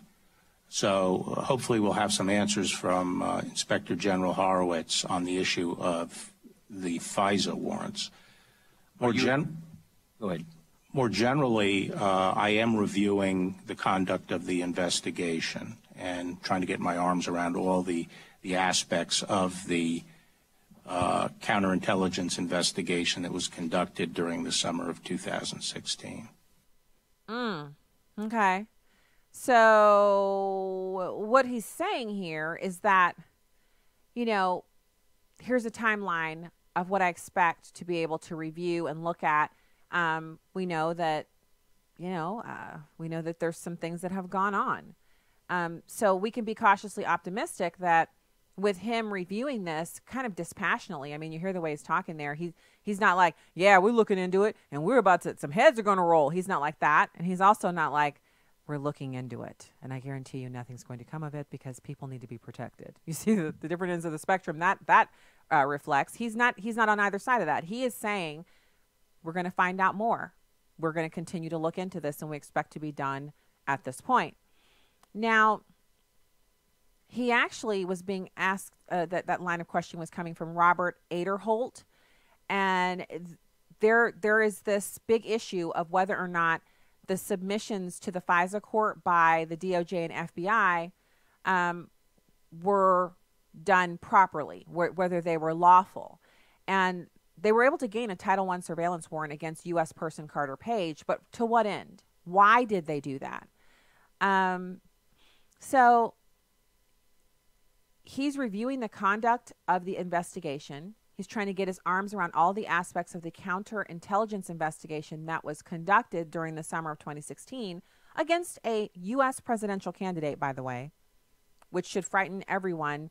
Not frighten like you can't get anything done, you're scared, you're in a corner, but you should be alarmed that this was launched against a U.S. person. The FISA court was never meant to be a surveillance tool against Americans. So he's taking personal interest in the events behind the July 31st, 2016 origination of the Crossfire Hurricane counterintelligence operation. The review is actually going much further than Inspector General Horowitz because he's taking the review all the way to the origin of the intelligence community operation. So he's basically going to roll things all the way back and look at what started the entire ball of wax rolling. That's fantastic. That's fantastic for us as taxpayers, as Americans interested in justice, and as people who want to see equal scrutiny applied to those who did this entire witch hunt. Yeah, I said witch hunt. I mean, what can you do? What can you do? Please keep listening. So Bloomberg reported that AG Barr had assembled a team to review controversial counterintelligence decisions that were made by Justice Department and FBI officials. And, look, Republican lawmakers have been pursuing these allegations for over a year. And we know for a fact that all of the investigation about the collusion and yada, yada, yada was tainted by anti-Trump bias. We've seen the text messages. We've heard them testify about the text messages. We know about the clandestine affair between the two FBI agents. So that this is good. This is a good thing for us. I'm glad that AG Barr is dispassionately seeking a resolution to this. Now, the editor of the award-winning Washington Free Beacon, Matthew Continetti, actually had a little commentary about, he compared Barr to Comey. And it's an interesting exchange here. It's number 2. I'm shocked that Chuck Schumer is dubious about Barr. I mean, we've gone from a Trump-Russia conspiracy, which seems to have been disproven by Mueller's investigation, to a Trump-Barr conspiracy, which has been quickly adopted by the Democrats as the new political play. But the way to understand Barr, I think, is to view him as the anti-Comey. He's done everything by the book, and as in contrast to the way that Comey kind of went ahead and inserted himself into the public sphere with his announcements about the investigations. And starting with that initial letter on that Friday, when Barr was literally citing regulations stipulating this is why I'm sending the letter, this is why I'm going to prepare the report, this is the special counsel had no objections, did nothing out of line. He has done exactly what one would expect from someone who follows the book. And so, what can we do? He's going to follow the book. That's what we want. So if he comes back and says, even though the text messages were improper and, there's definitely the dossier that was, utilized other than those things, everything else was done according to FBI protocol, then we more likely than not, I would be shocked to hear him say that, but you know, we could probably trust that he looked at it and it was true. But if he comes back and says there was wrongdoing, of course the Democrats will wail and squeal, but we can also be pretty assured that he's coming from a place where he's not a partisan hack. He's been in Washington, D.C. for decades under Republican and Democratic administrations. And so I'm willing to keep back and allow him to do his investigation and wait for the results and see what comes out of it. Yes, I believe it was a witch hunt. Yes, I believe the dossier was absolutely not credible and should never have been used and repackaged and repurposed in order to create, a probable cause or whatever they call it to get the FISA warrants done. I haven't changed my mind about any of that, but I'm going to wait and see what this man finds out before, passing the ultimate final judgment on it. Yeah, I still think it's a witch hunt, but we'll see. Maybe he'll say it wasn't, and then I'll have to say, oh, so maybe it wasn't. I'm willing to do that. I'm willing to go back and say, oh, I was wrong about that. I've done that before. I'm willing to do it again. Unlike some people, CNN, MSNBC, unlike those guys, I'm willing to do that. I got to say, I want to bring this up one more time. Candace Owens yesterday went before the panel on white supremacy and terrorism or whatever that was, white nationalism or whatever. And Ted Lieu tried to smear her, and she ate all of his lunch and his cookies, his snacks, his 100-calorie snack bag. She ate it all. She tore him up, and he looked like he was about to cry. And I'm not saying that because I'm gloating over him, but he looked he was eviscerated. He tried her, and he found in the balance he was wanting. He wasn't able to withstand the truth that she was putting down. And I know there was a lot of discussion back channel wise. I saw people were saying, oh, can she handle the rigor of testifying? Is she the best expert we have? Yada, yada, yada. But they needed a little bit of smacking. That's what I feel like. I feel like when they decided they were going to bring her in to testify, that she was the smack hand. They brought her in to be the smack hand of the show, and that's what she did. And she made some statements that needed to be made to those Democrats. She talked about how Democrats want to keep black people as victims. They needed to hear her say that. And other people who were watching, who've never heard that said, needed to hear it, and her clipped Stanford-esque tones were perfect for the smackdown. The smack hand was delivered, and that's what they needed at the time. I know there's concern, yada, yada, yada. Have the concerns, have those feelings, whatever. I'm all about everybody. You do you. But there's a moment when a smack hand is needed, and yesterday was one of those moments, and she delivered the smack hand to those who were. It was appropriate. It worked out good. Do they need to have some more experts in that arena, people who've maybe, done some think tank work or written some white papers or certainly done the research and written some books? Yeah, I do. I think that would be appropriate as well.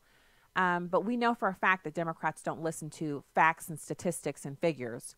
And so having her in yesterday was just fine. I thought it was perfectly fine. I know there were some who probably thought that I would be against her being there, but I wasn't, not even in the slightest. And I expected her to deliver, and she did. So not bad. I think it worked out great, and I'm glad she was there. So in the next segment, we are going to talk about the southern border. I've been holding off, guys. It's so disturbing to see what has been going on at the southern border and what is expected. So we'll discuss some of those numbers. We will delve into some of the reasonings behind it. I do think we're seeing a concerted campaign. It's an onslaught, like an invasion it's orchestrated, that's being leveled against our southern border. And I'll explain what I mean by that when we get back, and we'll talk about it a little bit more. Not okay. Not okay. And I think a lot of Americans are waking up to it. In some ways, it's almost a blessing to have this complete and utter meltdown of the system that's being spurred on by outside influences, because it means that Americans who would never pay attention to this issue are being forced to look at it and forced to confront what the Democrats are supporting. And that can only be good in the long run. But what will happen in the short run? We'll talk about it when we get back. Stay there.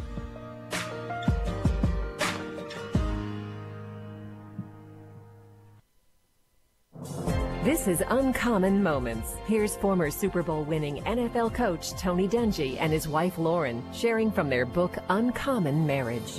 When you're in professional sports, people tend to see only your on-field life. They think you're immune to the normal trials that everyone goes through, but that is far from the truth. Within one several-month period, our family had to deal with losing my dad and dealing with Lauren's major health problem. But those trials pulled us closer together as a family and gave us a chance to talk to our children about God and His sovereignty.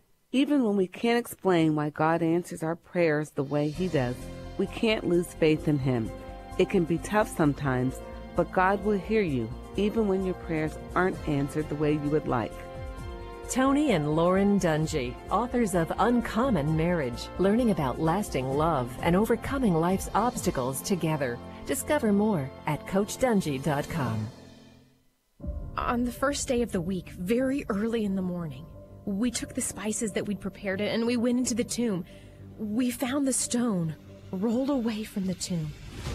When we went in, we didn't find the body of our Lord Jesus.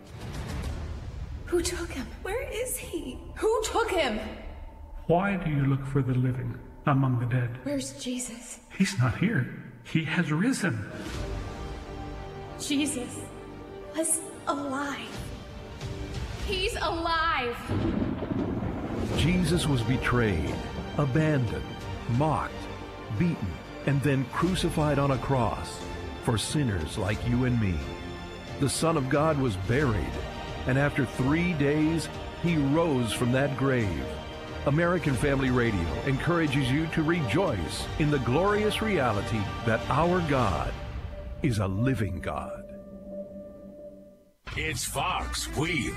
Ford has filed several trademark applications over the past week in regard to electrified cars, including for the Mustang Mach-E name, as Ford confirms it's working on both a hybrid Mustang and a Mustang-inspired all-electric SUV. Both vehicles are expected to be revealed next year, including a high-performance SUV with a range of 300 miles per charge. Fox News Auto reports the recent patent suggests the hybrid Mustang could combine a V8 with electric motors to provide all-wheel drive, a Mustang first. A single mom in Nevada has a pretty cool son. 13-year-old William Preston traded in his Xbox along with some help around the yard to buy his struggling mom a car. And I was like, Mom, there's your car. The almost 20-year-old white Chevy Metro, life-changing for Crystal Jo Preston. I lost it. I bawled. KOLO reports that Preston, her 3 kids and 3 dogs, recently had to start over. Jeff Manasso, Fox News. You can watch a live stream of the show on Facebook or YouTube at Stacy on the Right. Now, back to the show on American Family Radio and Urban Family Talk. You'll remember on other networks, people were saying caravanish, sarcastically saying that, oh, gee, after the election, it's not an issue. Folks, in the fiscal year so far, we've had 104 of these, 104 so-called caravans with at least 100 people. 2 years ago, in fiscal year 2017, we had exactly 2. We've gone from 2 to 104. Stop denying what you see in front of you. We've got people still searching for the elusive collusion and will deny what's right in front of them, which is over 100,000 migrants presented at the border just last month alone. That was a 35% jump from February, from the month before. And you're absolutely right, the flow is different. For years, really, a decade ago, most of them were single males coming from Mexico, and you can return them very easily to their home country. Now you have 8,000 or so unaccompanied minors last month. You have the family units from the Northern Triangle countries. It's a perilous journey. It is a security and a humanitarian crisis at the border. And let me say one more thing. Anybody who can look at me with a straight face and tell me that they know what happens to those young children once they're released into the United States is lying. it's wishful thinking that they're united with family members and sponsors, and they're gainfully employed, and life is wonderful, roses and lollipops after that. You don't know where they are. You don't know who's human trafficked, who's murdered, who's with a gang. Right. I've got girls 14, 11, and 9. They are all three of them within the range of the girls being pumped with birth control and pregnancy tests, because we know this journey is perilous. Stop lying and start doing. Yeah, and for everybody who has kids at home in the house, you're listening to, I mean, if your brain synapses fire with any regularity, you're listening to Kellyanne Conway, a White House advisor to the president. You're listening to her and you're thinking, what kind of horror show are we running here in this country? I mean, just for 1 second, imagine. So do you know how difficult it is for some, especially people living in poverty and who have transient living situations, keeping track of kids? Do you see how many kids go missing in America? And then you're saying to me that you think that kids who are brought into the country by so-called guardians, not their relatives, not people who care about them, the kid is a ticket into America, that they're going to suddenly take care of that kid? I mean, I don't know many parents who won't admit that being a parent is difficult. But the tether that you have to your own child, or a child that you've adopted into your family, or, extended relative that you're raising that child, is that there's that connection.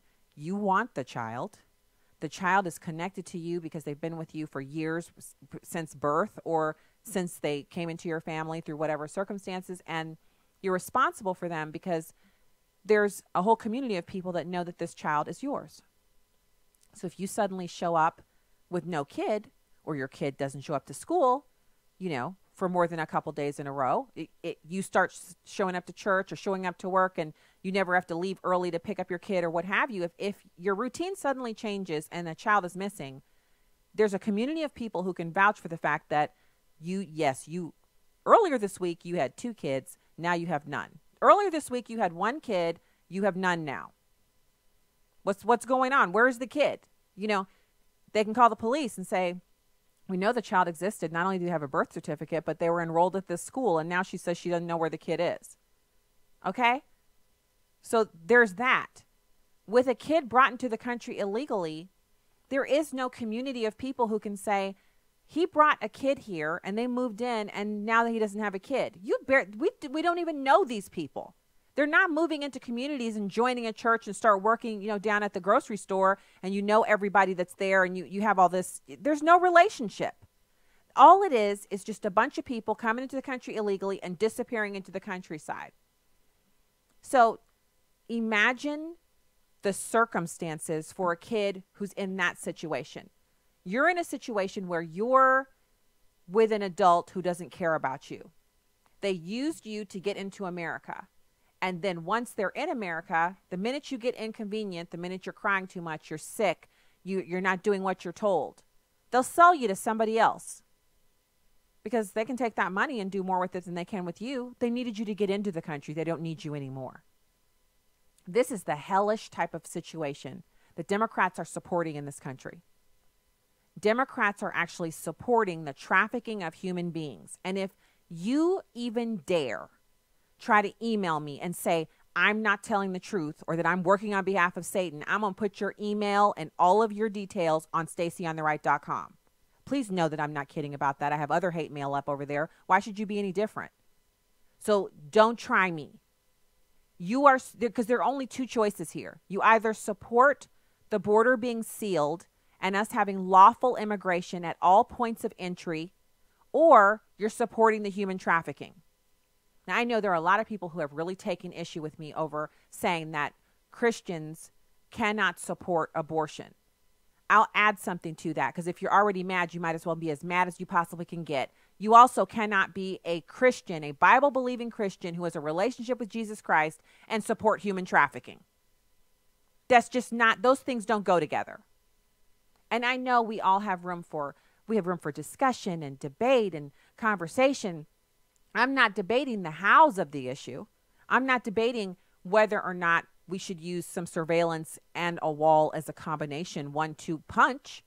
I'm saying that we know for a fact that because of the way the laws are being abused and misused and these erroneous court rulings from the loony Ninth Circuit and others, that our laws are being used to facilitate the trafficking of young girls and boys into America. And afterwards, we have no way of tracking them and making sure that they're not being sexually trafficked, sold into sexual slavery, or used for prostitution, sexually abused, or simply killed and left somewhere. We don't have any way to track that. In the age of technology, I'm always talking about how fantastic it is to be in America and how much of we're at a high level of a society, but we just don't have that thing down yet, do we? And people really, I'm just always surprised that out of all the stuff that we discuss on this show, all of the topics, everything that we delve into, we just don't shy away from any issues. We've had Rachel Dolezal on the show before, just to show you just where we will go to have the conversation and to get the information out there. Which, by the way, she's actually been brought up on, I think it's welfare fraud charges. She's still wearing those black weaves, though, the weaves and stuff from the black hair shops, the Chinese hair shops that sell the black hair. She's still wearing that. So out of all the things that we discussed that we could disagree on, it's the immigration issue where I see people they're literally quoting scripture and advocating for illegal immigration in the same email. Do you think that when I see that, I'm like, oh my goodness, you're right. The Bible does say we should let people come in illegally and allow them to sexually traffic kids into the country. You're right. MS-13 really does have the spark of divinity, and they do deserve to be here. And when they decapitate people and rip their hearts out of their bodies and bury them with the heart next to the body for their relatives to find, that's just them acting out of frustration because they're not getting jobs and stuff, and they don't have an opportunity to really fully realize the American dream. That may be the way your mind works, but that's not me. Not only does my mind not work that way, I think that is lunacy. That is utter lunacy. But I'm not making it up. I'm not mocking you. I'm sharing with you things that have actually been shared with me by people who have the ability to sit upright in front of a laptop or computer or phone and use their fingers in patterns that enable them to type so they can send stuff to me that sounds like that. Like they're wasting their time emailing me that garbage. It's like looking into the mind of something that doesn't have a mind. It's like looking into an empty can. It's like a black hole that just sucks information in and destroys it. What is going on? What is going on with people? I don't know. I have no idea, actually. I have no idea what is going on. But I tell you what, in the interest of making sure that we're covering all the bases, you know, if there was a way that we could just open up the border and let any person who wanted to come in live here, would you still want to live here? That's an honest question. If any person from any country, regardless of their background, criminal status, any skills they're bringing, how many people they're bringing with them, could just move here, how long would it be before you wouldn't want to live here anymore? I would dare say it wouldn't take any more than a year. Most Americans would be already packing and on their way out to someplace else. But here's the secret. There isn't anywhere else to go. There's no other country where you're going to go and be able to establish, you know, America Part 2 or Little America or anything like that. There's no place. So we have to protect what we have here. Lots of people like to point out that heaven has walls and gates. I love that. If you go to Revelation, which the Bible actually says that people who read and listen to and share information about Revelation will be blessed. If you read Revelation and you look at what the Bible says about what heaven is like, it's clear that it doesn't have an open borders policy. If it did, we wouldn't be so concerned about sanctification, living right, accepting Jesus into our hearts, etc., etc. We could just live however we wanted to, be as depraved and crazy as we wanted, and then afterwards go and live in heaven with all of the beauty of heaven and just, you know, stroll in there and thumb our finger at God, be like, I'm here, what you gonna do? That's what it would be like. But instead, because that's what the illegal aliens are doing, they're strolling in here, they're like, what y'all gonna do? We're here, and we're loving it. We're about to get us some good government benefits paid for by you, taxpayers. Heaven is not open borders, and neither can any country that wishes to remain a country be open borders. So I said we would talk about the impetus. So what we're seeing is basically an effort by organizations, some inside the country, but some outside the country, to overwhelm our immigration system. It's not organic because of the increase. 76,000 or so last month, 100,000 this month, and next month they're expecting 130,000 people to cross into America illegally. And apparently they just can't stop it. Now, of course, there are leftist globalist groups that are funded by George Soros, and they're probably the organizations, like we can trace the charter buses and all of that to those organizations funding them. And then, of course, Mexican drug cartels are very cash rich. They have lots of money that they can pour into efforts that help advance their aims of dealing drugs in rich countries like America. Mexican drug cartels are actually moving migrants north because they just have a better opportunity of dealing drugs when they do that. When we're busy trying to take care of unaccompanied minors and family units, they're busy hauling drugs into this country that they can sell on the streets of America. And they've automated the system. It's no longer people wearing their feet down to nubs on the 1,400-mile journey. It's people getting on buses and other modes of mass transit to get here. Now, think about it. The first president we've had in our adult lifetimes who would ever say, not only did he run on immigration, but he's actually trying to do what he ran on. How many other presidents have promised during their campaign to do something about illegal immigration? Bill Clinton promised. George Bush promised. Barack Obama even said that illegal immigration wasn't something that we want here in this country. We want people to come here lawfully. He said that when he was a senator. Not one of them did anything substantial on immigration, but Donald Trump is doing it, and that is why they've pulled the trigger. Now, who is they? It's the Chamber of Commerce. I don't think the Chamber of Commerce funds caravans, but they're not going to help do anything like donate money to candidates who would stop it. And if the safety net breaks, then Americans will scream and call for something else, something more drastic, right? Americans revolting against the government, not being able to stop migrants from flooding American towns and cities. And what would happen exactly? Because Americans, we're a very civilized people. You're not going to see Americans running around shooting a bunch of folks or breaking the law, because Americans don't want to go to jail, because we know the laws apply to us. But what do you think would happen? They don't know, but they'd rather see the entire system break down than allow Donald Trump to use the system to fix our immigration system. Mexico's not funding it. And they're not doing much to help, but they're trying to help now a little bit, but they're never going to be fully wholeheartedly into it because of the remittances. They love those remittances. So like I said, look, the Department of Homeland Security reported that federal agents apprehended around 100,000 people at the U.S. border with Mexico in March alone. The figure for February was near 76,000. They're expecting 130,000 next month. We'll find out who's behind it eventually. Of course, it's Democrats in Congress, probably some Republicans. But before then, if we don't get it under control, it will overwhelm the system and bring about some change that none of us are prepared for.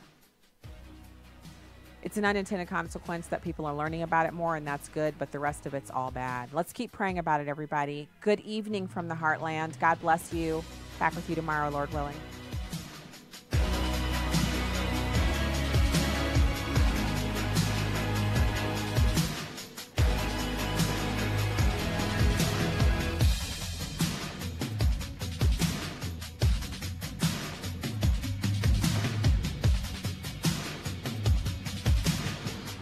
The views and